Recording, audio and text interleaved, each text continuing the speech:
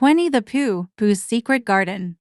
One sunny spring morning, Winnie the Pooh woke up with a rumbly in his tumbly. "Oh, bother," he said. "I seem to be all out of honey. Now what is a hungry bear to do? Think, think, think." Pooh was a bear of very little brain. But with his tummy's help, he soon came up with an idea. He wandered through the 100-acre wood to a tidy house beside a tidy garden. Then he knocked on the tidy door and Rabbit answered. He was just about to do some gardening. "Gardening looks like very hard work, Rabbit," Pooh said after a while. "Are you sure it's not time to stop for a small smackerel of honey?" "Quite sure, Pooh," Rabbit replied. "Would you mind handing me that watering can?" "Not at all, Rabbit," said Pooh. When he picked up the watering can, several buzzing bees flew out from underneath. "There are bees in your garden, Rabbit," Pooh exclaimed. "It wouldn't be much of a garden without 'em," Rabbit said. "Plants need bees' help to turn their flowers into vegetables." "I wouldn't know much about that," Pooh said. "All I know is that where there are bees, there's sure to be honey," Pooh continued. He followed one of the bees, hoping to find some honey.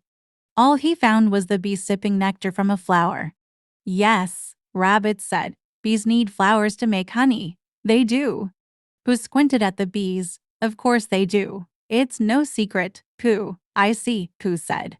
"If you'll excuse me, Rabbit, I have some very important thinking to do." He hurried out of Rabbit's garden and through the wood. Pooh was thinking so hard that he nearly walked straight into a cloud of dust.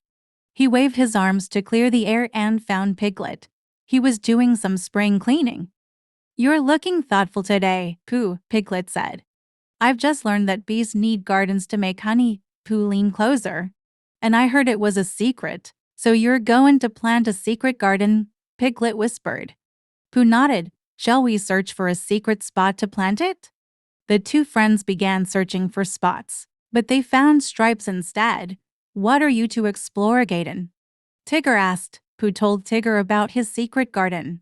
"All we need is the perfect spot," he finished. "Well, you found it," Tigger exclaimed. He bounced up. "It's just right," Pooh said. "Now I suppose I'd better, that is, it must be time to." "Oh, bother," he scratched his head.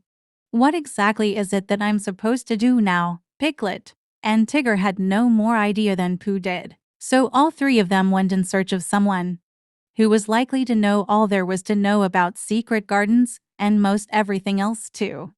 The friends went to see Owl. "Do you know how to go about planting a secret garden, Owl?"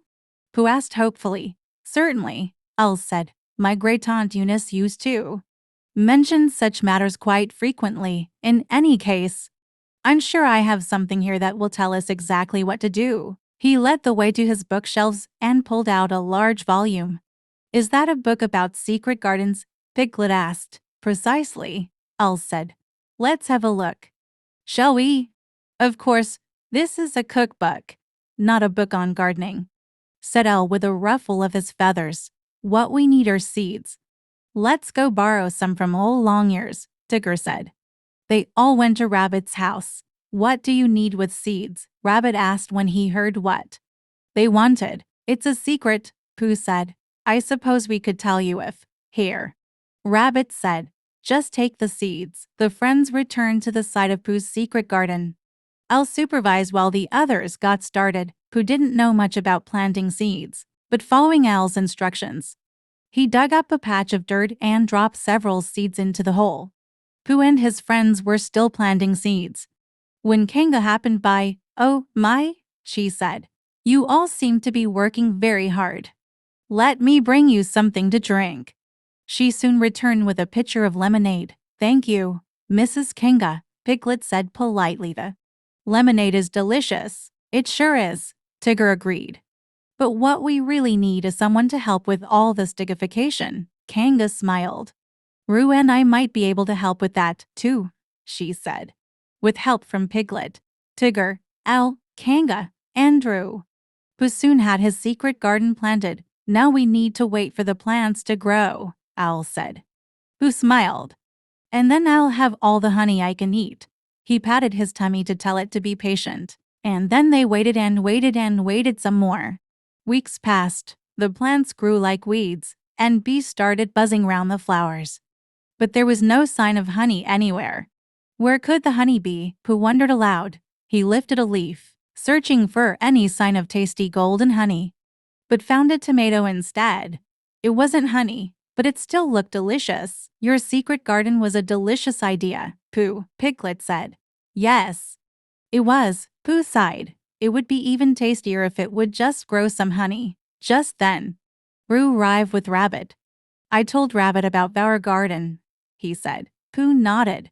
That's fine, since Rabbit is the one who told me about the secret that makes gardens grow honey. If only I knew the secret of where bees hide it, Pooh added. Rabbit looked confused. There's no secret to that. All you have to do is follow the bees to their hive. Look, there goes a bee now, Roo exclaimed. They watched the bee until it flew into a stump. Pooh pulled back some loose bark and found honey. It seems the bees in Pooh's secret garden had a secret of their own. After that, the honey wasn't a secret anymore. And neither was the garden. Pooh's friends stayed busy picking tasty vegetables. The bees stayed busy sipping nectar from the flowers. And Pooh stayed happy and rather sticky collecting all the honey he could eat. The end.